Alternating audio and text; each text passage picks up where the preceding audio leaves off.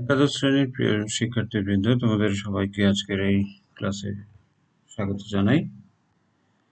আজকে আমাদের আলোচনার বিষয় ফিনান্স, ব্যাংকিং ও বিমা প্রথম পত্র এর ৬ষ্ঠ অধ্যায় দীর্ঘমেয়াদী অর্থায়ন। এই বিষয়ে ইতিপূর্বে একটি ক্লাস অনুষ্ঠিত হয়েছে। আজকে আমরা এই বিষয়ে আবার দ্বিতীয় ক্লাস তোমাদের সাথে আলোচনা করব। আমাদের অধ্যায়ের নাম হচ্ছে দীর্ঘমেয়াদী অর্থায়ন। তো ইদানিংকালে আমরা প্রায়শই দেখে থাকি যে বিভিন্ন জায়গায় সুপার শপের প্রচলন দেখা দিয়েছে। তো এসব সুপার শপ মানে শহরের বিভিন্ন জায়গায় গড়ে উঠছে। তো আমরা যদি এই ধরনের একটি সুপার শপ খোলার চিন্তা ভাবনা করি, তাহলে নিশ্চয়ই আমাদের অনেক অর্থের প্রয়োজন। অথবা যদি আমরা চিন্তা করি যে আমাদের যেহেতু দেশে তৈরি পোশাকের অনেক কারখানা রয়েছে, সেখানে আমরা তৈরি পোশাক বিদেশে রপ্তানি করব, সেক্ষেত্রে আমরা যদি একটি কারখানা প্রস্তুত করতে চাই, স্বাভাবিকভাবে অনেক অর্থের প্রয়োজন হবে। এই যে দুটি ঘটনা আমরা আলোচনা করলাম, এখানে আমরা যদি অর্থ সংগ্রহ করতে চাই, তাহলে আমরা দেখব যে যে অর্থগুলো সংগ্রহ হবে সেগুলো দীর্ঘ সময়ের জন্য হবে। তো যদি দীর্ঘ সময়ের জন্য আমরা অর্থ সংগ্রহ করি, তাহলেই সে বিষয়টি হবে দীর্ঘমেয়াদী অর্থায়ন। তো নতুন প্রতিষ্ঠান স্থাপনের ক্ষেত্রে বা পুরাতন প্রতিষ্ঠানের আধুনিকীকরণ, প্রতিস্থাপন ও সম্প্রসারণ ইত্যাদির ক্ষেত্রে দীর্ঘমেয়াদী অর্থায়নের প্রয়োজন দেখা দেয়। কারণ ব্যবসা প্রতিষ্ঠান গঠন করা হয় দীর্ঘমেয়াদী পরিকল্পনা নিয়ে। যেহেতু প্রতিষ্ঠান দীর্ঘমেয়াদী উদ্দেশ্যে গঠিত ও পরিচালিত হয়, সেহেতু উক্ত প্রতিষ্ঠানের জন্য দীর্ঘমেয়াদী সম্পত্তি ক্রয়েরও প্রয়োজনীয়তা আমরা দেখি। আর এইসব দীর্ঘমেয়াদী সম্পদ ক্রয়ের জন্যই আমাদের দীর্ঘমেয়াদী মূলধনের প্রয়োজন। এই পর্যায়ে আমরা তোমাদের সাথে দীর্ঘমেয়াদী অর্থায়ন নিয়ে ইতিপূর্বে আলোচনা হয়েছে। আমরা সংক্ষেপে সেই বিষয়গুলো আবারই তোমাদের সাথে আলোচনা করছি। প্রথমে দেখো যে আমরা বলছি দীর্ঘকালীন সময়ের জন্য যে তহবিল বা ঋণ সংগ্রহ করা হয় তাকে দীর্ঘমেয়াদী অর্থায়ন বলে। আবারও বলছি, দীর্ঘকালীন সময়ের জন্য যে তহবিল বা ঋণ সংগ্রহ করা হয় তাকে দীর্ঘমেয়াদী অর্থায়ন বলে। এবার দেখো যে কত দীর্ঘ হবে। তো আমরা যদি ব্যাপক অর্থে দীর্ঘমেয়াদী অর্থায়নের সংজ্ঞা বলি, তাহলে এরকম দাঁড়ায় যে অর্থায়নে ঋণ গ্রহীতা 5 থেকে 15 বছর, এমনকি 20 বছর বা তদূর্ধ্ব সময়ের মধ্যে ব্যবহারের সুযোগ পায় এবং ব্যবসায়ের প্রত্যাশিত লাভ দিয়ে কিস্তি বা সঞ্চিত অর্থ দিয়ে এককালীন, আবার অনেক সময় ব্যবসা বিলুপ্তির সময় উক্ত অর্থ পরিশোধ করা হয়, তাকে দীর্ঘমেয়াদী অর্থায়ন বলে। তাহলে আমরা এখান থেকে যে বিষয়টি বুঝতে পারছি তা হচ্ছে যে ঋণ গ্রহণ করবে সে সময় পাবে সর্বনিম্ন 5 বছর, সর্বোচ্চ 15 বছর, কখনো কখনো 20 বছর বা তারও বেশি সময় এই অর্থটি ব্যবহারের সুযোগ পাবে। সে ব্যবসা করে সেখান থেকে যে লাভ হবে তা দিয়ে সে তা কিস্তি আকারে অর্থটি পরিশোধ করবে, অথবা অর্থগুলো জমা করে এককালীন পরিশোধ করে দিবে, অথবা ব্যবসা যখন একেবারে শেষ হয়ে যাবে তখন সে সুদসহ সেই অর্থ যদি পরিশোধ করার সুযোগ পায়, তাহলে সেই ধরনের অর্থায়নকে বলা হবে দীর্ঘমেয়াদী অর্থায়ন। আশা করি বিষয়টি তোমরা বুঝতে পেরেছ। কেন আমরা দীর্ঘমেয়াদী অর্থায়ন করব, যদি এই প্রশ্ন কখনো তোমাদের মনে দেখা দেয়, তাহলে বিষয়টি হচ্ছে এরকম যে নতুন ব্যবসা প্রতিষ্ঠান স্থাপন, ব্যবসা প্রতিষ্ঠান সম্প্রসারণ, উন্নয়ন বা কোনো দীর্ঘমেয়াদী পরিকল্পনা বাস্তবায়নের জন্য এই দীর্ঘমেয়াদী অর্থায়ন করা হয়। সাধারণত ক্ষুদ্র ও মাঝারি প্রতিষ্ঠানের তুলনায় আমাদের যে বৃহদায়তন প্রতিষ্ঠানগুলো রয়েছে সেখানে এ ধরনের উৎস থেকে অর্থায়নের ব্যবহার অনেক বেশি দেখা যায়। এবার আমরা দেখে নিই যে দীর্ঘমেয়াদী অর্থায়নের বৈশিষ্ট্য। তো যেহেতু আমরা বলেছি যে দীর্ঘ সময়ের জন্য এই অর্থায়ন করা হবে এবং দীর্ঘ সময় এই অর্থ ব্যবহার করা হবে, সুতরাং আমরা বলতে পারি যে দীর্ঘমেয়াদী অর্থায়নের বেশ কিছু বৈশিষ্ট্য রয়েছে। তো আমরা একে একে সেই বৈশিষ্ট্যগুলো দেখে নিই। প্রথমেই রয়েছে মূলধনের পরিমাণ। তো কারবার প্রতিষ্ঠান স্থাপন, সম্প্রসারণ, উন্নয়ন বা যে কোনো দীর্ঘমেয়াদী পরিকল্পনা বাস্তবায়ন বা স্থায়ী সম্পদ সংগ্রহের উদ্দেশ্যে যেহেতু মূলধন সংগ্রহ করা হয়, তো এ ধরনের প্রত্যেকটি কাজের জন্য প্রচুর অর্থের প্রয়োজন হয় এবং যা দীর্ঘমেয়াদে ব্যবহারের জন্য সংগ্রহ করা হয়। সুতরাং আমরা বলতে পারি যে প্রতিটি প্রতিষ্ঠানের দীর্ঘমেয়াদী মূলধনের পরিমাণ অনেক বেশি হয়ে থাকে। এরপর হচ্ছে তহবিলের ব্যবহার।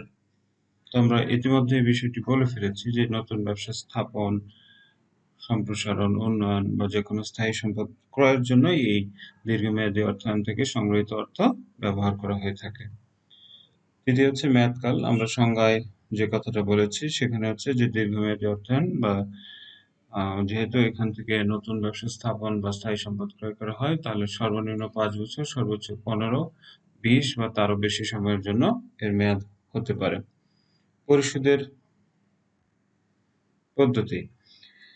দীর্ঘমেয়াদী ঋণ পরিশোধের পদ্ধতি এই মূলধন সংগ্রহের একটি বিশেষ বৈশিষ্ট্য। তো দীর্ঘমেয়াদী মূলধনের সিংহভাগই সাধারণত কোম্পানির মালিক পক্ষ সরবরাহ করে থাকে। যতদিন প্রতিষ্ঠানের অস্তিত্ব থাকবে ততদিন পর্যন্ত এই মূলধন পরিশোধ করা হয় না। তবে এই মূলধনের যে অংশ দীর্ঘমেয়াদী ঋণ হিসেবে সংগ্রহ করা হয় তা ঋণ চুক্তির শর্ত অনুযায়ী দীর্ঘমেয়াদী কিস্তিতে বা একটি সময় শেষে সঞ্চিত অর্থ দিয়ে এককালীন পরিশোধ করে দেওয়া হতে পারে। জামানত। দীর্ঘ সময়ের জন্য এই ধরনের অর্থায়ন হয় বিধায় এখানে জামানতের প্রয়োজন খুব বেশি। সাধারণত জামানত হিসেবে স্থায়ী সম্পত্তি ব্যবহার করা হয়।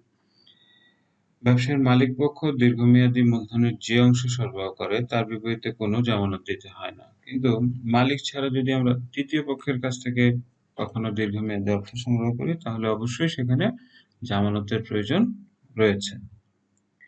ব্যবস্থাপনায় অংশগ্রহণ ও নিয়ন্ত্রণ।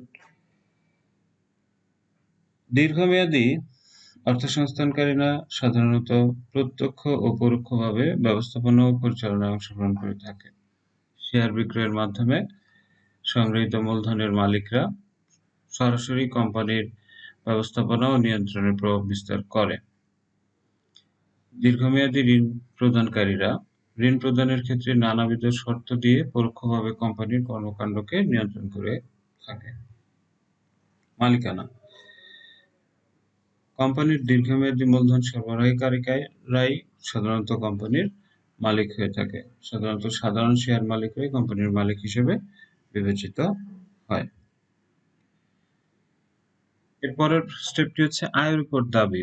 দীর্ঘমেয়াদী মূলধন সাধারণত দুটি উৎস থেকে সংগ্রহ করা হয়। একটি হলো শেয়ার মূলধন, অন্যটি হলো ঋণকৃত মূলধন। তো ঋণ মূলধনদাতারা নির্দিষ্ট হারে সুদ পেয়ে থাকে। পক্ষান্তরে পাওনাদারদের ঋণের সুদ পরিশোধ করার পর যা থাকে তাই শেয়ার মালিকদের দাবি। তাদের এই দাবি যখন পরিশোধ করা হয় তখন আমরা একে লভ্যাংশ বলে থাকি। আনুষ্ঠানিকতা। দীর্ঘমেয়াদী মূলধন সংগ্রহের ক্ষেত্রে বেশ কিছু আনুষ্ঠানিকতা পালন করতে হয়, তবে এর ঝামেলা তুলনামূলক কম। একবার এই মূলধন সংগ্রহ করা হলে দীর্ঘদিন ঝামেলামুক্ত থাকা যায় বা আনুষ্ঠানিকতার বাধ্যবাধকতা তেমন প্রয়োজন পড়ে না। সর্বশেষ যেটি হচ্ছে ঝুঁকি। দীর্ঘমেয়াদী মূলধনের ক্ষেত্রে মূলধন ফেরত পাওয়ার ক্ষেত্রে অনেক সময় লাগে বিধায় মূলধন সরবরাহকারীদের ঝুঁকি অনেক বেশি। অর্থাৎ দীর্ঘসূত্রিতা ঝুঁকির পরিমাণকে বৃদ্ধি করে দেয়। তো এই যে বৈশিষ্ট্যগুলো এগুলোই সাধারণত আমরা দীর্ঘমেয়াদী অর্থ সংস্থানের ক্ষেত্রে দেখে থাকি। এবার আমরা দেখব দীর্ঘমেয়াদী অর্থ সংস্থানের উদ্দেশ্য বা গুরুত্ব কি। ব্যবসা প্রতিষ্ঠান গঠন করা হয় দীর্ঘমেয়াদী পরিকল্পনা নিয়েই। তো আমরা সাধারণত ধরেই নিই যে একটি ব্যবসা প্রতিষ্ঠান গঠনের পর সেটি দিনের পর দিন, বছরের পর বছর, যুগের পর যুগ চলতেই থাকবে। এই নীতির উপরই সাধারণত কারবার প্রতিষ্ঠান বা ব্যবসা প্রতিষ্ঠান প্রতিষ্ঠিত হয়। নতুন নতুন প্রতিষ্ঠান স্থাপনের ক্ষেত্রে বা পুরাতন প্রতিষ্ঠানের সম্প্রসারণ, উন্নয়ন, বর্ধিতকরণের ক্ষেত্রে আমরা দীর্ঘমেয়াদী অর্থায়নের প্রয়োজন দেখি। তো এর কিছু উদ্দেশ্য বা গুরুত্ব রয়েছে। তো প্রথম উদ্দেশ্যটি হচ্ছে ব্যবসায়ের প্রাথমিক খরচ বা কারবারের প্রাথমিক খরচ বহন। কোম্পানি গঠনের প্রাথমিক পর্যায়ে কিছু খরচ বহন করতে হয়। খরচগুলো এরকম যে কোম্পানির গঠন সংক্রান্ত খরচ, দলিলপত্রটি প্রস্তুত সংক্রান্ত খরচ, কোম্পানির রেজিস্ট্রেশন খরচ, বিভিন্ন ধরনের আগাম ব্যয়, ভূমি অর্জন ইত্যাদি। এসব ব্যয় মেটানোর জন্য দীর্ঘমেয়াদী মূলধনের প্রয়োজন হয়। তো এই দীর্ঘমেয়াদী মূলধন সংগ্রহের মাধ্যমে কারোর প্রতিষ্ঠান বা কোম্পানি তাদের প্রাথমিক খরচ বহন করে থাকে। দ্বিতীয় উদ্দেশ্য হচ্ছে নির্মাণ ব্যয়। সংগৃহীত সম্পত্তির উপর বিভিন্ন প্রকার দালান কোঠা, আবাসিক বিল্ডিং, রাস্তাঘাট, গ্যারেজ, জেনারেটর রুম ইত্যাদি নির্মাণ কাজে দীর্ঘমেয়াদী অর্থায়ন আমরা দেখি যে বেশি ব্যবহৃত হয়। তাই আমরা বলতে পারি যে নির্মাণ ব্যয়ও খুবই গুরুত্বপূর্ণ দীর্ঘমেয়াদী অর্থায়নের ক্ষেত্রে। তৃতীয় হচ্ছে দীর্ঘমেয়াদী পরিকল্পনা বাস্তবায়ন। যেকোনো দীর্ঘমেয়াদী পরিকল্পনা বাস্তবায়ন করতে হলে দীর্ঘমেয়াদী মূলধনের প্রয়োজন হয়। দীর্ঘমেয়াদী পরিকল্পনার মধ্যে রয়েছে বিনিয়োগ সিদ্ধান্ত, স্থায়ী সম্পত্তি অর্জন, ব্যবস্থাপনার সিদ্ধান্ত, এসব বিষয়গুলো। প্রতিযোগিতা মোকাবেলা। প্রতিযোগিতামূলক বাজার টিকে থাকার জন্য আমাদের প্রতিনিয়ত ভোক্তাদের চাহিদা, রুচি এসব অনুযায়ী পণ্যের মডেল, ডিজাইন বা ফ্যাশন পরিবর্তন করতে হয়। তো আমাদের যদি অর্থ না থাকে তাহলে আমরা এই কাজগুলো করতে পারবো না। সেক্ষেত্রে দীর্ঘমেয়াদী অর্থায়ন খুবই গুরুত্বপূর্ণ। পরবর্তীতে রয়েছে স্থায়ী সম্পত্তি পুনঃস্থাপন। আমাদের ব্যবসা প্রতিষ্ঠানে বা কোম্পানিগুলোতে যে সমস্ত ভারী যন্ত্রপাতি রয়েছে সেগুলো নিশ্চয়ই চিরস্থায়ী নয়। সে সমস্ত স্থায়ী সম্পত্তি প্রতিনিয়তই ব্যবহার হচ্ছে, ক্ষয় হচ্ছে। তো সেই সমস্ত সম্পত্তি পুনঃস্থাপনের জন্য আমাদের দীর্ঘমেয়াদী অর্থের প্রয়োজন। এরপর রয়েছে আধুনিকীকরণ, সম্প্রসারণ ও মূলধনী সম্পত্তির উন্নয়ন। যেকোনো প্রতিষ্ঠান, বিশেষ করে উৎপাদনকারী প্রতিষ্ঠানের আধুনিকীকরণের এবং সম্প্রসারণ করতে গেলে প্রচুর পরিমাণে দীর্ঘমেয়াদী মূলধনের প্রয়োজন হয়। এসব সম্পত্তির মধ্যে রয়েছে কলকব্জা, যন্ত্রপাতি ও অন্যান্য সরঞ্জামাদি। তো আমরা এই যে বিষয়গুলো দেখলাম, প্রাথমিক খরচ বহন, নির্মাণ ব্যয়, দীর্ঘমেয়াদী পরিকল্পনা বাস্তবায়ন, বিভিন্ন প্রতিযোগিতার মোকাবেলা, স্থায়ী সম্পত্তির পুনঃস্থাপন, আধুনিকীকরণ, সম্প্রসারণ ও মূলধন সম্পত্তির উন্নয়ন, এই বিষয়গুলো ছাড়া একটি প্রতিষ্ঠানের উন্নয়ন কোনোভাবেই সম্ভব নয়। আর এই উন্নয়নের পূর্বশর্তই হচ্ছে অর্থ। অর্থ ছাড়া এই উন্নয়ন সম্ভব না। তাই দীর্ঘমেয়াদী অর্থায়ন যে প্রতিষ্ঠান করতে পারলেই কেবল এই কাজগুলো করা সম্ভব। এবার আমরা দেখব যে দীর্ঘমেয়াদী অর্থায়নের সবচেয়ে গুরুত্বপূর্ণ বিষয় হচ্ছে এর উৎস বা হাতিয়ার সমূহ। দেখো যে দীর্ঘমেয়াদী অর্থায়ন সাধারণত দুটি উৎস থেকে আমরা ইতিপূর্বে বলেছি। একটি হচ্ছে ঋণ মূলধন, সেখানে বন্ড বা ডিবেঞ্চার রয়েছে। আরেকটি হচ্ছে ইকুইটি মূলধন। ইকুইটি মূলধনের বাংলা হচ্ছে শেয়ার মূলধন। তো সেই শেয়ার আবার দুই ধরনের রয়েছে, একটি সাধারণ শেয়ার আর একটি হচ্ছে অগ্রাধিকার শেয়ার। একটি সাধারণ শেয়ার আর একটি হচ্ছে অগ্রাধিকার শেয়ার। তো আধুনিক কালে এই দীর্ঘমেয়াদী অর্থায়নের উৎসগুলোকে আবার একটু ব্যাপকভাবে চিন্তা করা হয়। সেখানে আমরা লং টার্ম ফাইন্যান্সিং এর সোর্সগুলোকে এইভাবে বলতে পারি। সেটি হচ্ছে ইকুইটি ক্যাপিটাল মানে সাধারণ শেয়ার মূলধন, প্রিফারেন্স ক্যাপিটাল বা অগ্রাধিকার শেয়ার মূলধন, ডিবেঞ্চার মানে হচ্ছে দীর্ঘমেয়াদী ঋণপত্র, টার্ম লোন বিভিন্ন ধরনের মেয়াদি ঋণ এবং রিটেন আর্নিংস। রিটেন আর্নিংস মানে হচ্ছে সংরক্ষিত আয়। তো আমরা যে কোম্পানিগুলো দেখি সেখানে সমস্ত কোম্পানির দেখা যায় যে দীর্ঘদিন লাভের একটি অংশ সঞ্চিত করে রাখার ফলে সেই ফান্ডে একটি বড় পরিমাণ অঙ্কের অর্থ জমা হয়, যা কোনো এক সময় কারবারেই আবার পুনরায় মূলধন হিসেবে ব্যবহৃত হয়, যা দীর্ঘ সময় ধরে চলতে থাকে। তাই আমরা এই সংরক্ষিত আয়ের অর্থটিকেও দীর্ঘমেয়াদী অর্থায়নের একটি অন্যতম উৎস হিসেবে বিবেচনা করি। দীর্ঘমেয়াদী অর্থায়নের যে উৎসগুলো দেখলাম সেখানে একটি গুরুত্বপূর্ণ উৎস হচ্ছে বন্ড। এবার আমরা দেখব যে বন্ডের বিষয়ে একটু জানার চেষ্টা করি। দেখো যে দীর্ঘমেয়াদী অর্থায়নের অন্যতম উৎস হলো বন্ড। এতে ঋণের পরিমাণ, সুদের হার, পরিশোধের সময়কাল এবং অন্যান্য শর্তাবলী উল্লেখ থাকে। কর্পোরেশন বা সরকার বন্ড ইস্যু করে থাকে। সাধারণত দীর্ঘমেয়াদী অর্থায়নের প্রয়োজনে কর্পোরেশন বা সরকার ঋণের পরিমাণ, সুদের হার, পরিশোধকাল এবং অন্যান্য শর্ত সমন্বিত যে দলিল ইস্যু করে তাকে বন্ড বলে। একটি উদাহরণ দিয়ে যদি আমরা বিষয়টি তোমাদের সাথে আলোচনা করি তাহলে এরকম যে মেঘনা ব্যাংক লিমিটেড তাদের ব্যাংকিং কার্যক্রম সম্প্রসারণের লক্ষ্যে ৩০০ কোটি টাকা মূলধন সংগ্রহ করার জন্য বন্ড ইস্যু করার সিদ্ধান্ত গ্রহণ করে। এ উদ্দেশ্যে কোম্পানি 20% সুদে 7 বছর মেয়াদী 1,000 টাকা লিখিত মূল্যের 30 লক্ষ বন্ড ইস্যু করে।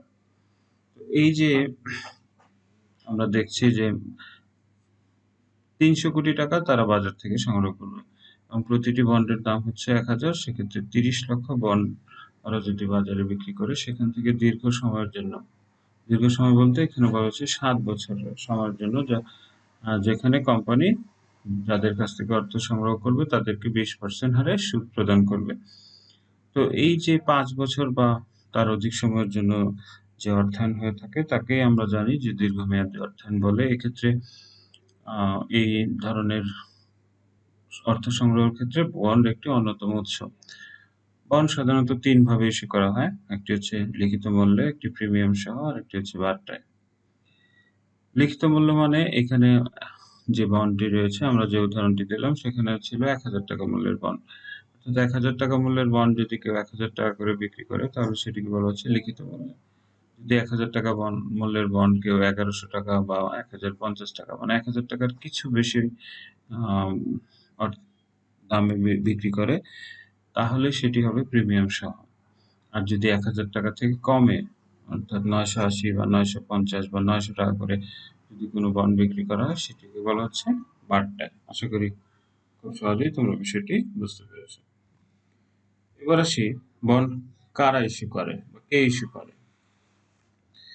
যে সকল কর্তৃপক্ষ বন্ড ইস্যু করে, অর্থ সংস্থান করে, তাদেরকে আমরা বন্ড ইস্যুকারী কর্তৃপক্ষ বলি। সাধারণত 4 ধরনের কর্তৃপক্ষ এই ধরনের বন্ড ইস্যু করে থাকে। প্রথমেই রয়েছে সরকার।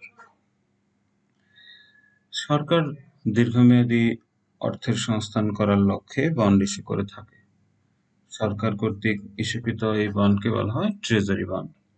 ট্রেজারি বন্ডের কোনো খেলাপি ঝুঁকি নেই, কারণ হচ্ছে সরকার কখনো দেউলিয়া হবে না। সুতরাং সরকার যদি বন্ড বিক্রি করে কোনো না কোনো সময় সরকার অবশ্যই সেটা পরিশোধ করবে। তবে এক্ষেত্রে সুদের হারের হ্রাস বৃদ্ধির ফলে বন্ডের মূল্যের কখনো কখনো হ্রাস বৃদ্ধি করতে দেখা যায়। দ্বিতীয় যে কর্তৃপক্ষ তারা হচ্ছে কর্পোরেশন।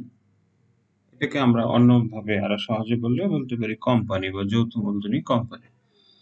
যৌথ মূলধনী কোম্পানি বা কর্পোরেশন সমূহ বন্ড ইস্যুর মাধ্যমে দীর্ঘমেয়াদী অর্থের সংস্থান করে থাকে।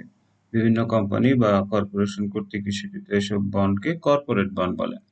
তো সরকার যে বন্ড ইস্যু করে সেগুলোকে বলে ট্রেজারি বন্ড, আর কোম্পানি বা কর্পোরেশন যে বন্ড ইস্যু করে সেগুলোকে আমরা বলবো কর্পোরেট বন্ড। কর্পোরেট বন্ডের ক্ষেত্রে খেলাপি ঝুঁকি বিদ্যমান থাকে, কারণ আর্থিক সমস্যার কারণে কোম্পানি বন্ডের সুদ ও আসল পরিশোধ করতে ব্যর্থ হতে পারে। তৃতীয় যে কর্তৃপক্ষ রয়েছে তারা হচ্ছে স্থানীয় সরকার। বিভিন্ন স্থানীয় সরকার ও কর্তৃপক্ষ যেমন মিউনিসিপ্যাল কর্তৃপক্ষ, সিটি কর্পোরেশন ইত্যাদি প্রতিষ্ঠান তাদের দীর্ঘমেয়াদী অর্থের সংস্থান করার জন্য বন্ড ইস্যু করে থাকে। তো পৌর কর্তৃপক্ষ এ জাতীয় বন্ডের ইস্যু করে থাকে। আর এই বন্ডের হলো এই বন্ড হতে প্রাপ্ত সুদ আয়কর মুক্ত। সর্বশেষ যারা বন্ড ইস্যু করে থাকে তাদের মধ্যে রয়েছে বৈদেশিক সরকার বা বৈদেশিক কোম্পানি। একটি দেশের সরকার বা কোম্পানি তাদের দীর্ঘমেয়াদী অর্থের সংস্থান করার জন্য আরেকটি দেশে বন্ড বিক্রয় করে থাকে। এ ধরনের বন্ডকে বৈদেশিক বন্ড বা ফরেন বন্ড বলা হয়। এ জাতীয় বন্ডের খেলাপি ঝুঁকির পাশাপাশি বৈদেশিক বিনিময় হার ঝুঁকিও বিদ্যমান রয়েছে। তো এই যে 4টি আমরা বিষয়কে বললাম, প্রথমটি ছিল সরকার ইস্যু করে ট্রেজারি বন্ড, কর্পোরেশন বা কোম্পানি ইস্যু করা কর্পোরেট বন্ড, স্থানীয় সরকার এটা কখনো কখনো পৌর কর্তৃপক্ষ বা সিটি কর্পোরেশন কর্তৃপক্ষ ইস্যু করতে পারে। আর সর্বশেষ রয়েছে বৈদেশিক বন্ড। তো সেটা একটি দেশ যখন নিজ দেশের সীমানা ছাড়িয়ে বিদেশে বন্ড বিক্রি করে তখন সেই বন্ডকে বলা হচ্ছে বৈদেশিক বন্ড। এই 4 কর্তৃপক্ষই সেগুলো ইস্যু করে থাকে। এবার আমরা দেখব বন্ড বা ঋণপত্রের কি বৈশিষ্ট্য রয়েছে। কোম্পানি যেহেতু তার সংগৃহীত ঋণের কথা স্বীকার করে ঋণদাতাকে কোম্পানির নাম ও সিলমোহরযুক্ত এবং ঋণ প্রত্যয়নপত্র ও সুদ সম্পর্কে প্রয়োজনীয় শর্তাবলী সম্বলিত যে দলিল প্রদান করে তাকেই ঋণপত্র বা বন্ড বলে। তো ঋণপত্র বা বন্ডের কিছু বৈশিষ্ট্য রয়েছে। তো প্রথম বৈশিষ্ট্য হচ্ছে যে এটি একটি ঋণের দলিল। ঋণপত্র একটি ঋণের দলিল ছাড়া আর কিছুই না। এই দলিল হস্তান্তরের মাধ্যমে এর মালিকানা হস্তান্তর করা হয়। এই দলিলে ঋণের পরিমাণ, ঋণের মেয়াদ, সুদের হার ইত্যাদি বিষয়ে সার্বিক উল্লেখ থাকে। দ্বিতীয় হচ্ছে পরিপক্বতা, ম্যাচিউরিটি। ঋণপত্র পরিশোধের একটি নির্দিষ্ট সময় থাকে যাকে উক্ত ঋণের পরিপক্ষ সময় বলে। এই পরিপক্ষ সময়ের পর ঋণের টাকা পরিশোধ করতে হয়। কিছু কিছু ঋণপত্র একটি নির্দিষ্ট সময় পরিপক্ষ হয় বলে একসঙ্গে ঋণের সম্পূর্ণ টাকা পরিশোধ করতে হয়, আর কিছু কিছু ঋণপত্র কিস্তিতেও পরিশোধ করা যায়। এরপর হচ্ছে সুদ। বন্ডের সাথে সুদের একটি খুবই গুরুত্বপূর্ণ সম্পর্ক বিদ্যমান রয়েছে। তো এই সুদের হার স্থায়ী বা পরিবর্তনশীল উভয়ই হতে পারে। এই সুদ মূলত ঋণপত্রের ধারকের আয়। কোম্পানির লাভ হোক আর না হোক এই সুদ পরিশোধ করতেই হবে। এই সুদ পরিশোধের ব্যর্থতায় কোম্পানিকে দেউলিয়া ঘোষণাও করা যায়। এরপর রয়েছে পরিচালনা। ঋণপত্রের ধারকরা কোম্পানির ব্যবস্থাপনা ও পরিচালনায় অংশগ্রহণ করতে পারে। যদিও এরা দীর্ঘমেয়াদী মূলধন সরবরাহকারী, তথাপিও এরা শেয়ারহোল্ডারের মতো পরিচালনায় অংশগ্রহণের অযোগ্য হিসেবে বিবেচিত হয়। ভোটাধিকার। কোম্পানি কোনো সিদ্ধান্ত গ্রহণের ক্ষেত্রে বন্ড হোল্ডাররা সাধারণত শেয়ারহোল্ডারদের মতো ভোটাধিকার প্রয়োগ করতে পারে না। ঋণপত্রের একটি বড় সীমাবদ্ধতা হচ্ছে যে ঋণপত্র যারা কেনে তারা কোম্পানির ভোটাধিকারে অংশগ্রহণ করতে পারে না। একক মূল্য। প্রতিটি ঋণপত্রের মূল্য একই হয়ে থাকে, অর্থাৎ একই সাথে বাজারে যতগুলো ঋণপত্র ছাড়া হয় তার সবগুলোর মূল্য একই হয়ে থাকে। সাধারণত 1000, 5000 বা 10,000 ইত্যাদি রাউন্ড ফিগারের ঋণপত্র আমরা দেখতে পাই। তারপর রয়েছে জামানত। ঋণপত্র দুই ধরনের হতে পারে, একটি হলো জামানতযুক্ত আর একটি হচ্ছে জামানতবিহীন। সাধারণত ঋণপত্র জামানতহীন ঋণপত্রের একটি উদাহরণ। মানে সাধারণ যে ঋণপত্রগুলো ইস্যু করা হয় সেগুলো, কিন্তু বন্ধকি ঋণ যেগুলো রয়েছে সেগুলো সাধারণত জামানতযুক্তই ঋণপত্র হিসেবে বিবেচিত হয়। সম্পত্তির উপর দাবি। বন্ড ঋণপত্রের একটি অন্যতম বৈশিষ্ট্য হচ্ছে সম্পত্তির উপর দাবি। তো বন্ড হোল্ডারগণ কোম্পানির সম্পত্তির উপর দুই ধরনের দাবি করতে পারে, একটি সাধারণ দাবি আর একটি হচ্ছে সুনির্দিষ্ট দাবি। তো সাধারণ দাবি হচ্ছে যে কোম্পানির বন্ড হোল্ডাররা মালিকের তুলনায় সম্পত্তির উপর দাবির ক্ষেত্রে অগ্রাধিকার পেয়ে থাকে। অর্থাৎ কোম্পানির বিলুপ হলে অন্যান্যদের পাওনা পরিশোধের পূর্বেই বন্ড হোল্ডারদের পাওনা পরিশোধ করতে হয়। আর সুনির্দিষ্ট দাবি হচ্ছে যে কোম্পানি যদি কোনো নির্দিষ্ট সম্পত্তি বন্ধক রেখে বন্ডের মাধ্যমে পর্যাপ্ত তহবিল সংগ্রহ করে এবং কোম্পানি উক্ত বন্ডের টাকা ফেরত দিতে ব্যর্থ হয়, তবে বন্ড হোল্ডাররা সম্পত্তি বিক্রয় করে তাদের ঋণের টাকা আদায় করতে পারে। তো এই ছিল মূলত বন্ড বা ঋণপত্রের বৈশিষ্ট্য।